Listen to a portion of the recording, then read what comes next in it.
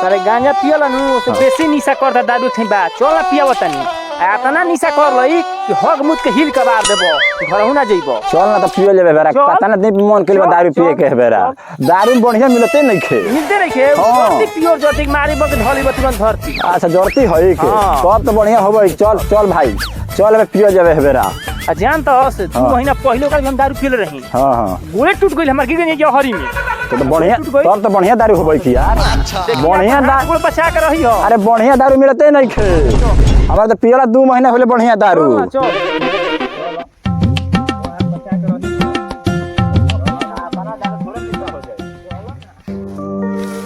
आज एकदम उधारी ना चली देख के हम परेशान हो गइल बानी आज आवे दो सारे लोग के यूरिया खाद मिला के दे देम कि मरिए जाई लोग ही जे आवे दो हो लोग ना मीठा बना कुछ बस सब साला बनावे में कैसे बनी दारू ऐसे ही बन जाई मिठाई तब न बनी ना गांव के पियकर से हम हाल कैल हो गइल बानी पैसा देता ना सर देखनी हां पसंद आइल हो अरे छतिया क्या रे ना रे माल नहीं खे साला ना पियो कर लेके आइल बानी अरे पैसा ले यार पैसा ले ना तू बढ़िया दारू हो के ना कभी बताओ जानते बड़ा कि एरिया में हमारे भी बढ़िया दारू मिलेला चल पिया बैठ बैठ या अच्छा रो फ्रिज में रखले बनी उहे निकाला तनी दे ना उहे रह जो चल पिया तो बढ़िया दारू ला भाई कतना दिन बढ़िया दारू पियला हो गइल हो सुन ना ओइसन ओहे के दारू पियाव नु काल सारा को होम गार्ड में बहाली में जाए कहे दौगबे मत करे हग मुत के घर ही रह जाए अच्छा रुका सा देता नहीं दे दे फ्रिज में धइले बड़ा ले आ धारा सला सा ढार ढार पिया सा देखी है पियलस नु अरे दारू तो हमें कतना पी के देख देनी जा हां तो पी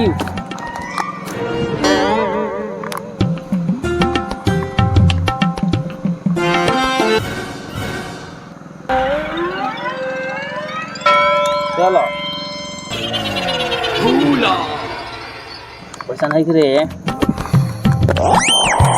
दारू तो भई एक नंबर भाई हाँ अभी तू जानते नहीं खसो हमारी दारू के पूरा जिला जवार में नाम बा गांव के कहेला ऐसन कहनी है कि चल हां दारू ठीक है चिकना लाई बड़त खाना ला में बा खाना कहां बा मौगी के दिलो ना कुछ अरे घूम ले ले रही थोड़े सा बगलिया में हां ओ नहीं रास्ते में फाड़ गई हां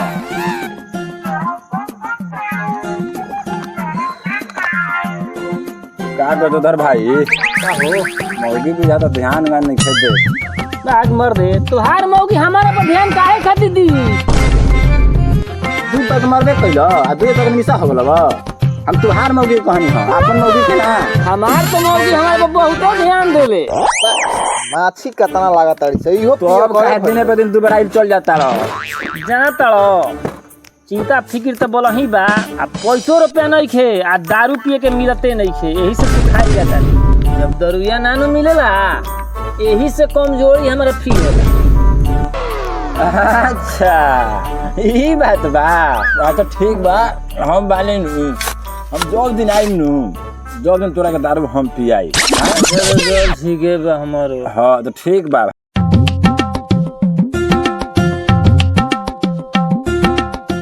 का हो गजोधर भाई चुपे चुपे आके पिए लगत लोग लागत अब तार लोग से भौधी तुरही के पड़ी ना ना अब भौधी ना चली हो एगो भाई आ गेलन हनु ना बड़ी गदारी करत लोग ना ना भाई चिकन का लाइल बड़ो आवा अच्छा मियां चल एक बोतल निकाल भाई बोतल निकाल तो पिए के उधारी मांगत रहे एक बोतल अरे पिए के उधारी भइल बड़ा नवाब हम तरह का कहब एमे नवाबी वाला बात कहां से आ गई जान तड़ा भाई लोग है 2 दिन पहले 3 बोतल दारू पी के गई रहे अभी तक पैसा नहीं खे देला फिर उधारी लेवे आ गई जाए दो बहुत एकदार आदमी हो मौगी काल फांसी बेचे गई नु दे देबो बता ए तेज काम भइल बा बेचे के देसी बोला त इंग्लिश काहे ना काहे रे उधारी पी के जेबे तो रोज तोरा खटाल हो के कहले का तोरा से का हम उधारी पियम अच्छा पैसा लाइल बड़ा बैठे बैठे बैठे पिए अब पहले वाला इज्जत तोरो ठेका पर रह नहीं खे गई अब लागत हमरो दोसर ठेका देखही के अरे भाई बैठा ना बैठा अब कोनो दिक्कत ना होई बैठा बैठा बैठा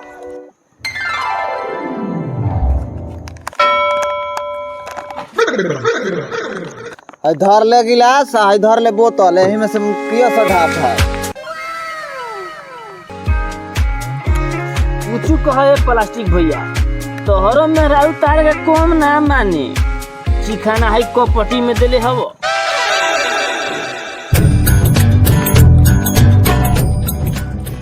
कोई दारू काढ़ा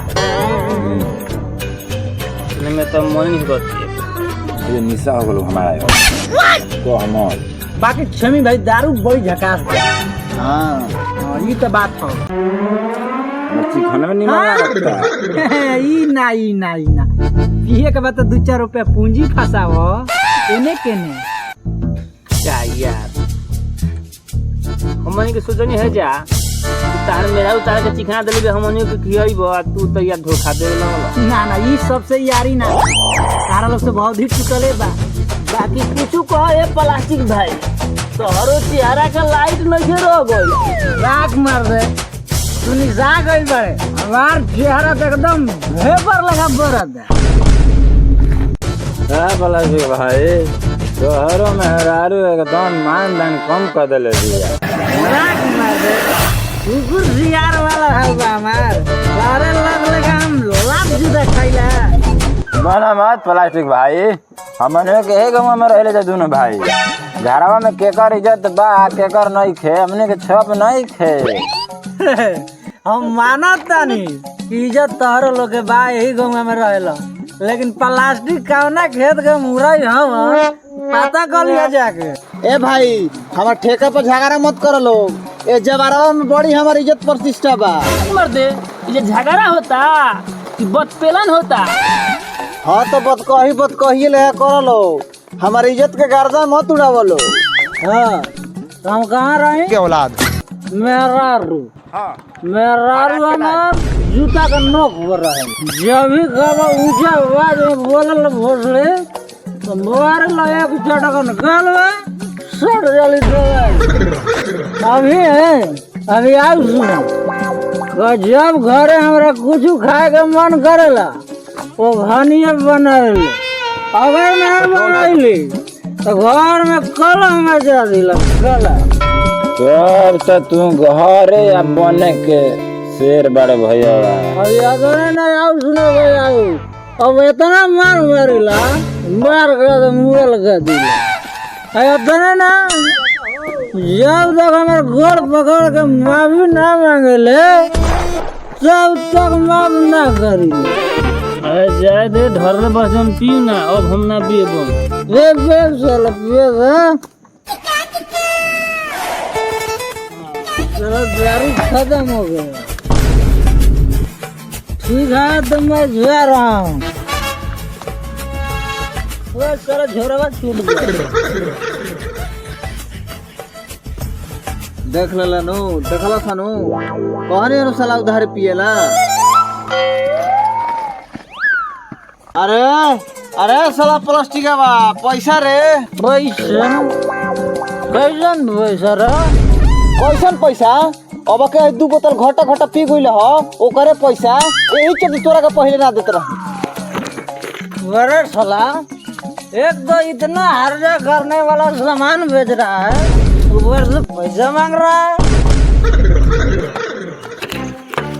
अब साला पैसा देबे कि ना तू देबे यू वाला ना देबे तो कम से कम पिछले को दे। अरे जरा तू पिछिलको पका देता रे।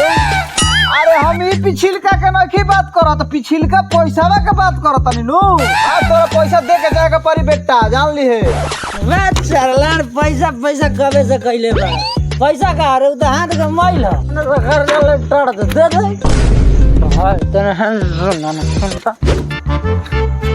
देख भाई आज वो छोड़ दे वाइल बेचले बनी सोनार काल पैसा दी हम दे दे। अच्छा पायल के कहता है तो छोड़ देता नहीं हाँ। लेकिन काल पैसा मिल जाए के चाहिए। सुन टेंशन मत लो कल तुम्हारा पैसा भेंट हो जाएगा। थैंक यू मैं जा रहा हूँ।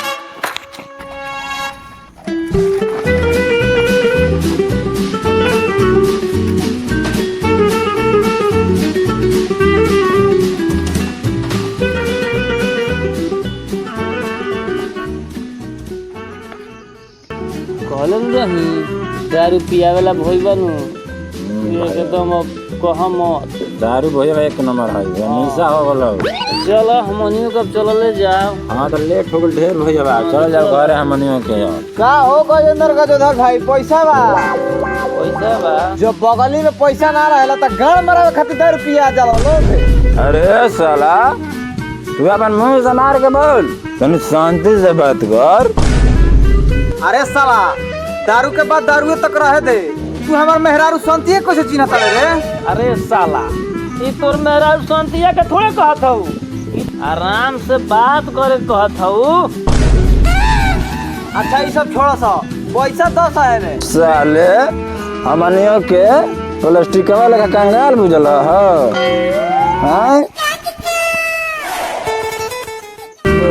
पैसा वाला स्वामी मामनी के हैं अरे लांगा बुझो देखना भाई बुझाता कि सब पैसा तो घर ही छूट गल। मान गोइनी तू एकदम कम चट नहीं खो घरे से पैसे ना लेके आई रहो तो बगली में हाथ डाल के हारमोनिया बजावत रह। अरे साला लांगा भिख मांगा हमारा भी कोनो पैसा कहीं बरे छोड़ दे हम देता नहीं देखता नहीं 10 टकिया 20 टकिया कमी बा हमारो भी लागत है कि हमारो पैसा कहीं गिर गइल बा का रे। बाकी कुछ कह तू हमारे से बढ़िया लड़ चटवा बस गजोदर बस राम देखा नहीं पैसा तो बोला ही होई एकदम होई ना मर्दे कबेले पैसा पैसा के बड़े गौरव पे बा बाकी पैसा खाता में लेके दिया। साले 460 रुपया का दारू पी के 1 रुपया देता हूँ कहत लोग खाता में लिखी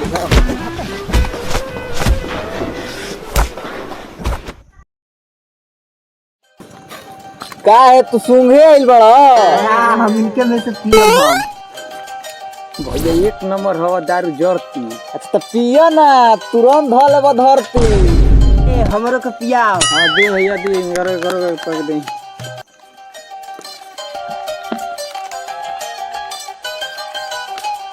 चल चल जाओ तनी भैया हमारे खाता में लिख ले मैं करो।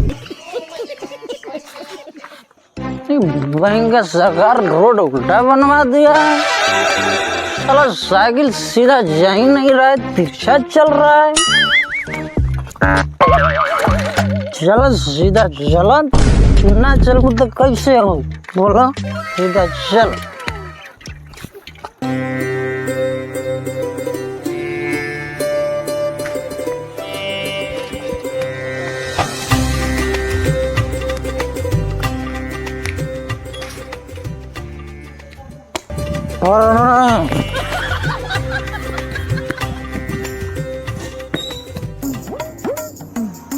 शंकर भगवान पढ़ना तू तो जानते बड़ो दारू पियत पियत देखो लीवर खराब ऐसा हम कहते नहीं कि अगला जन्म में वालो दांत 2 को दियो बाकी लीवर 32 को दियो आँख वाले को दियो बाकी फेफड़ा दारू प्रूफ दियो। जैसा तू 20 बीघा दुनिया के रक्षा कैला वैसा ही हम चाहते नहीं कि दुनिया का मैं दारू पी खत्म कर वरना हम चलाते नहीं।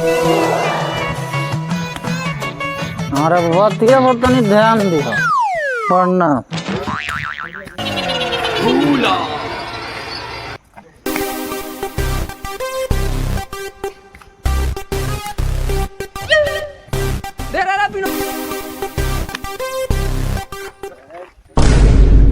का हो प्लास्टिक चा केने से आवता रह मीटिंग था वहीं से तो आ रहे हैं।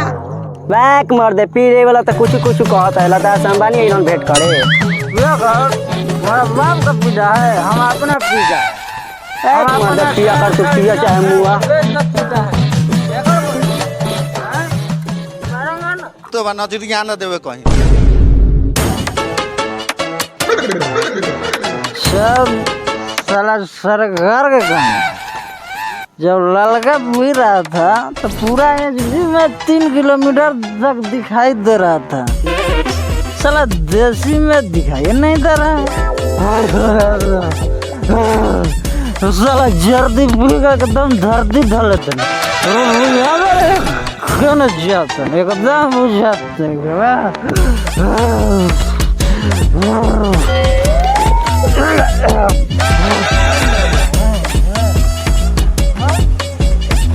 हौ देखना रे कौन हो जा पी के पड़ल बा आ साला कहत हूं कि बिहार में दारूए बंद बा।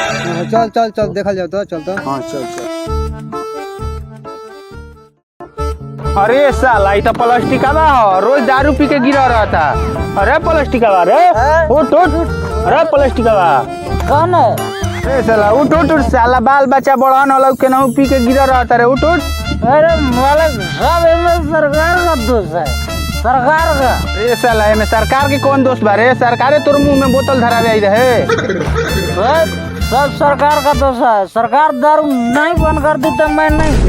उठ उठ उठ, उठा रे साइकिल उठाओ कर, उठा उठ उठ, जान गिनी साला सब सरकारे के दोस्त बा। उठ उठ, धर चप्पल पहन, साला चप्पल लगैले बा हैंडल में। धर पहन चप्पल बढ़िया से। इज्जत कहे बड़े रे साला? हम कहाँ हिलत नहीं मालिक, तेरा धरती हिलत। हाँ साले मार ले बड़ा दू पौआ तो धरती हिलता। मालिक जब से सरकार दारू बंद कैले हम तो एको बूंद नहीं के पियले मालिक। हाँ साले दू बिना दारू पियले एको घंटा रहे लस रे। और साला पिए ना मालिक, हम अपन पोलियो मारल गोड़ के कसम खा कहतनी हमर पियला बिना एकदम नष्ट नाइल बा मालिक। साले दारू पियले बड़ा तो नष्ट नहीं तो का टनाई। ना मालिक हम दारू नहीं के पियले, एक आध फट के दाम बगली में हाथ मतलब एक आध फट के दाम दियल जाए मालिक। ए साला दारू ना पियते तो हमारे लेकर बाइक पर घूमते नू। ना मालिक हम दारू ना पिया तो पैसा बचबे करी। हाँ पैसा बाजी तो गाड़ी किनाई, आ गाड़ी किनाई तो पेट्रोल झड़बे करी। हाँ जरूर जरी। आ जब गाड़ी लेकर रोड पर जाई आ कौन ट्रक वाला मार दे धक्का गांच जाकर मर जाए, तो हमरा कुत्ता बिलार वाला मत नहीं मारे के मालिक। तब का दारू पियल ना छोड़बे? ना हम दारू नहीं छोड़ेंगे, दारू पियेंगे 70 साल जिएंगे, ऐश करेंगे।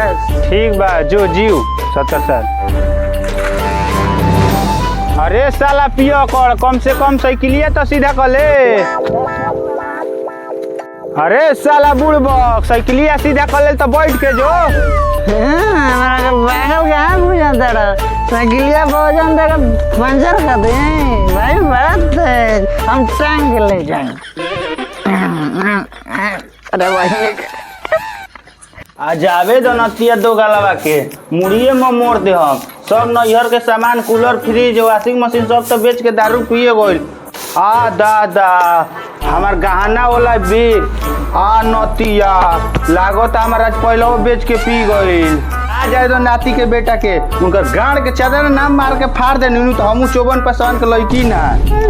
दादा हमार कूलर फ्रिज तो बेच के पिए गइल, नतिया हमार पहले बेच देलक। अब लागत तो नहीं जाई परी न तो हमरो के कुछ दिन में बेच के पी जाई।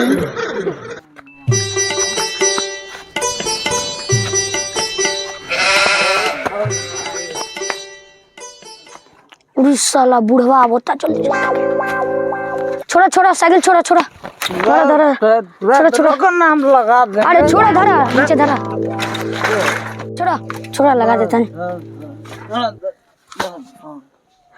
पचल बना तो लार था में दारू पियला। बाप से जबान लड़ाएगा, बाप से जबान लड़ाएगा रे। एगो बात कही तहाना से बोल बोल बोल। तू दारू काहे नहीं छोड़ दे, तार दारू दुश्मन है मर्दे कहीं नहीं की। साला उम्र नहीं कैसा रे जो दुश्मन से डरा जाए। मैं दारू नहीं छोड़ूंगा, पीऊंगा। तू पियल ना छोड़बा, कहा कि ना छोड़ो? नहीं हम बेल नहीं छोड़ेंगे रे, सब के द्वार सब बेच के बुझ जाए। मर्दे तार बाप दादा छोड़ के गइल बान तब नु बेच के पिए तरा, सब तू ही बेच के पी जीबो तो हम का बेच के पिए? अरे सर पहले हमको 2-4 कबर खा लेंगे तब तुम्हारा हिसाब करते हैं। सब्जी तो काट ले तनी नाती के बेटा के, लेकिन उनका के बिना परीक्षा ले खाना ना बने। आज नाती के बेटा के सब्जी बना के रख देते। चलो सब्जी तो चिराइए गई आ जाए दो नाती के बेटा के आज उनका के बेलम आ सब रोटी बेलम।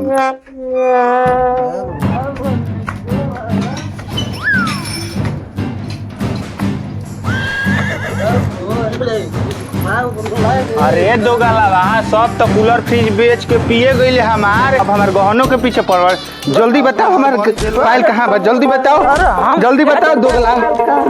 हम पायल जानबे नहीं करते हैं कैसा होता है। फाइल नहीं जानता है, सब बेच के पी गया। नहीं नहीं हम पायल नहीं जानते। जल्दी बताओ। सन नाती के चोदर जल्दी बताओ नाती के चोदर कहना कहाँ बा, जल्दी बताओ नाती के जल्दी बताओ जल्दी बताओ नाती के चोदर। बता रहे हैं सब तो बेच के हम पी गए हैं। क्यों पी गया? रहने दो। अरे नहीं पियेंगे हम कह रहे हैं तुम्हारी मल की माई मुगल की माई की क्रिया खाइबे नाती के चोदर, मुगल की माई की क्रिया खाइबे। माफ कर दे, हम नहीं पियेंगे, माफ कर दे। नहीं गोड़ छोड़ नाटी के बेटा सब माफ कर देनी। गोड़ छोड़। देखो हम तेल छोड़ देंगे, इसमें मेरा कोई गलती नहीं, सब सारा सरकार का गलती है। मेरा सरकार रहता तो सब साला दुनिया बदल देते। अरे नतिया का चोदल सुबह से तो हमारे ब्लाउज पहन के घूमता रहे। पहले हमारे ब्लाउज चेंज करो कर बाद सरकार चेंज करी है। हम तुम्हारे ब्लाउज क्या बने? पहले टी शर्ट खोल नतिया, टी शर्ट खोल तू हमारे ब्लाउज पहन बड़े खोल नाती है का पहले बड़ा नाती देख ले दो गला पहनले बड़े ब्लाउज ऐसे कहता नहीं पियल छो दे। आज ब्लाउज पहनले बड़े कल चोलियो पहन ले बे। बनेंगे हम